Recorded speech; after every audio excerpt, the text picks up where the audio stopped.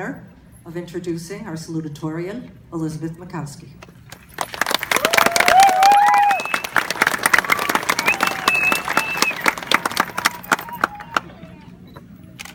3.5 years ago, I made the decision to surrender a generous merit scholarship from a prestigious preparatory school and enroll in public. Although supported by my family, who always encouraged me to follow my intuition, not everyone was as accepting. I was warned, specifically by the deans, that I was making a catastrophic decision and my spot would be saved for my inevitable return. You will never survive a public school, they told me. Exceptional people need to be amazed. My mind was made up, but I agreed to a caveat. I would contact them when I was ready to return, or someday explain why I hadn't. I would like to share with you the letter that I have recently written. Dear Madam, as I come to the close of my senior year, I wanted to fulfill my promise to share with you how I was able to withstand what you thought I couldn't, this tumultuous cacophony we call public school. I will admit, after leaving your office, I was terrified. I had no friends. I didn't know a single teacher. I didn't even fully understand the practical purpose of a locker. I still don't. Doubt began to set in, and I prepared for disaster.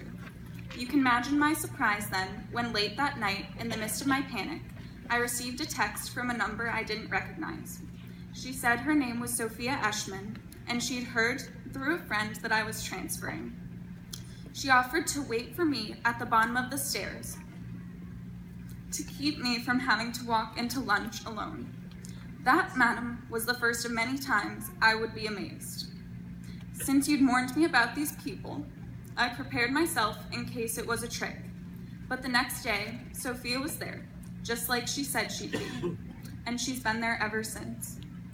You will never imagine what that small gesture meant to someone new, and the amazements kept coming. I eventually joined the robotics team to continue the STEM work you said I wouldn't find elsewhere.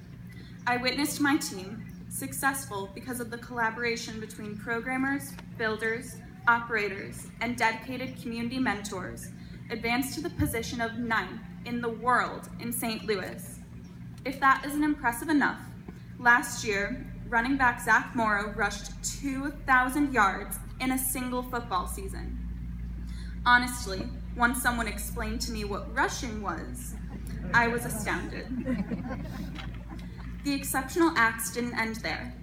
While I and most of my friends were sleeping in during the summer, Maya Samuelson was up, sometimes before the sun, birthing litters of pigs in the barn.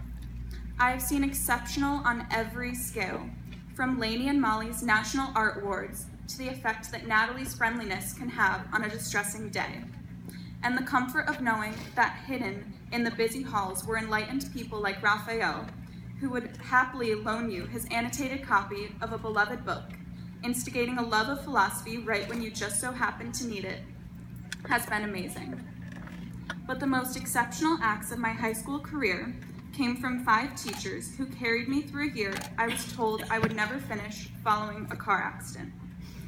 There are simply no words that can properly thank Mr. Tahar, Miss Peel, Miss Bertolio, Mr. Bonovsky, and Mrs. Yard, but I can say with certainty that I would not be standing here today without their ability to teach beyond the classroom and their willingness to accommodate and motivate me as I recovered. That sustenance continued, strengthened by the pillars of my high school career: Gehrig, Casagrande, Pratt, and of course my mentor, Mr. Robillard, who graciously gave his time for my independent study in AP Calculus BC. I have been thoroughly amazed, madam, by the ability of these heroes to help me accomplish what I could not have done otherwise. And I keep on my phone the perfect illustration of their support, the closing line of an email from Mr. Cass during a difficult time: Beth, you are not giving up. So in conclusion, I did survive, although it has not been easy. There were exceptional trials and exceptional defeats. I have, at times, been amazed by rejection. I have been amazed by disappointment. I have been amazed by loss and the ability to forgive.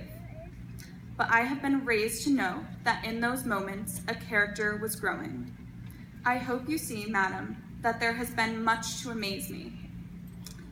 These attributes and achievements I have mentioned, Sophia's kindness, Beta's innovation, the dedication of teachers, Zach's athleticism, Maya's humanity, Raphael's intellect, Lainey's talent, Natalie's friendliness, and I can't finish this speech without mentioning Kate Rupar's unforgettable humor, surely rival anything I have accomplished with words and numbers, and are therefore equally worthy of mention at this podium.